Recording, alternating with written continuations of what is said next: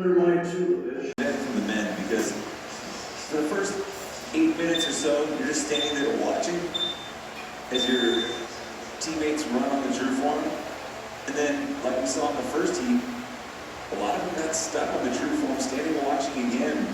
Basically, left to be cheerleaders, hoping that their female athletes can give them enough runway when they finish to chew up part of the second portion of this event.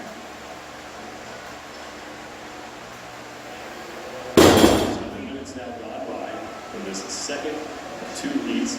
Hannah Hardy and Kimberly DeCray from CrossFit West Chase. They are almost done with their 1 mile run. Taylor Williamson and Andrea Nisler are closing out their 1 mile run as well. And then those two pairs will move to the 21-pound wall ball and perform 75 synchronized repetitions while their male counterparts start their 1 mile run.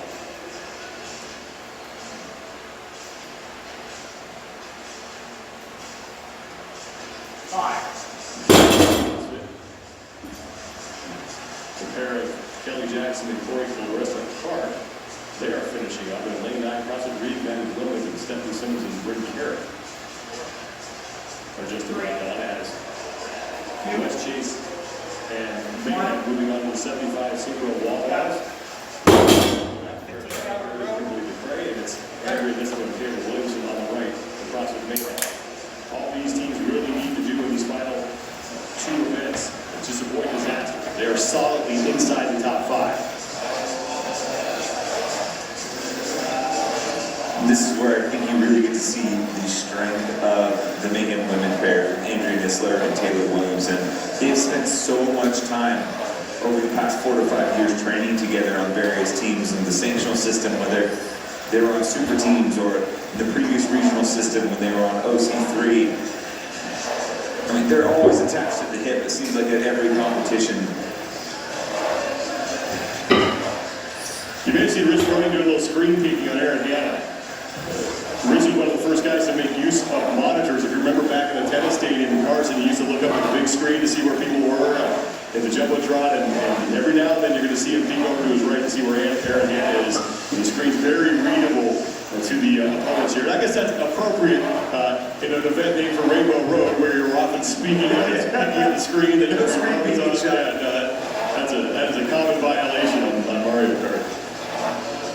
The rules around punishment for that are very iffy. But one of those events you mentioned about the screen peeking, it was an iconic moment in midline March. Rich Froning trying to make his charge on Sunday when he won all 3 events, making use of the Jumbotron like you see in other professional sports.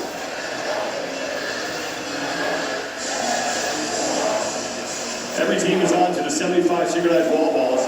It was the teams on your screen right now. On the right, CrossFit Mayhem Freedom, and on the left, CrossFit West Chase, who got to this movement first. 75 repetitions and then 50 synchro toes of bar. Remember, the men cannot advance to the wall balls until the women are completely done with the remaining work.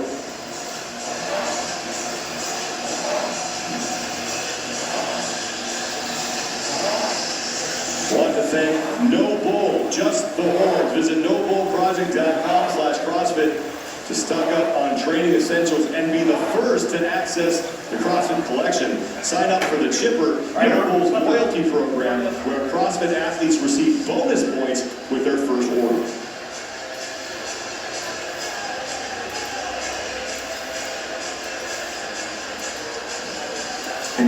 Just a second ago, the Mayhem women, during their last break, actually started to chalk up their grips ahead of time, so making use of their break for the wall balls to start to get ready for the next movement.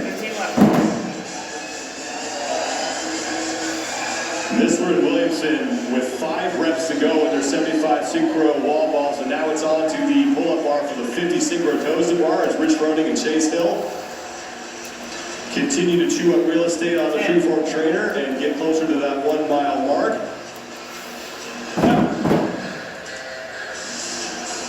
No team was able to complete this event inside the 22-minute time cap. In the first heat, CrossFit Laminin got the closest. CrossFit Mayhem Freedom looking for their 4th straight event win here.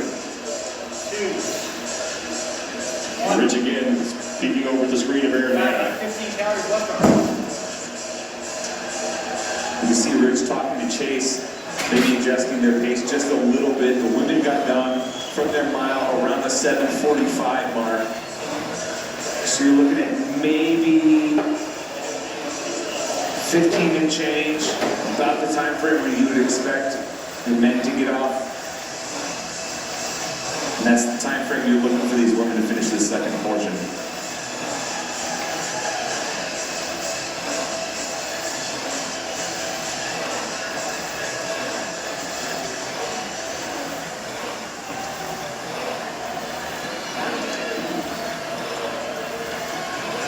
Nisler and Williamson continue to work through their 50 synchronized toes of bar. Hannah Hardy and Kimberly DeCray on the left for West Chase. They are now moving on to the pull-up bar.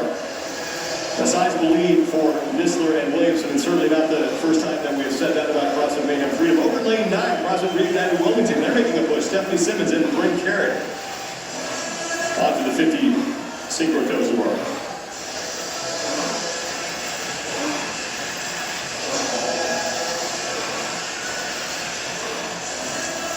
Interesting that both of the athletes have very different kip swings. There's a couple different techniques that you'll see usually. One, the athlete on the left, a little bit more traditional kip swing, straight legs, a little bit bigger kip on the back swing. The athlete on the right, driving the knees up first and then just letting her feet flick. A little bit different stimulus as far as letting your kip swing do most of the work or letting your midline do most of the work when you drive the knees up. This is probably something that they practiced to figure out which was going to synchronize best. Usually these athletes have both techniques in their back pocket when they need it. Taylor Williamson making the return trip on her torque tank push. And she will hand things off to Andrea Nisler as Williamson crosses the finish line, and Nisler can now begin her trek up and back with the torque tank. Froning and Chase Hill still on the True Form trainers. Nisler halfway through. DeCray and Hardy, they are in the pink top and gray top respectively in lane 4, are still working through their 50 synchro toes bar. They were the second pairing to that movement for CrossFit West Chase, the team that currently sits in 3rd place overall. Nisler is in, Froning and Hill still running. They have timed this the way that they intended to. They will get right to work once they are done, and you can see Froning and Hill starting to pick up their pace a little bit as the way has now been cleared for them to work through the remainder of this event. They have plenty of time in which to do it. And that highlights the strength of the Mayhem women, right? We saw in the preseason, the vast majority of the teams had their male athletes waiting on the True Form.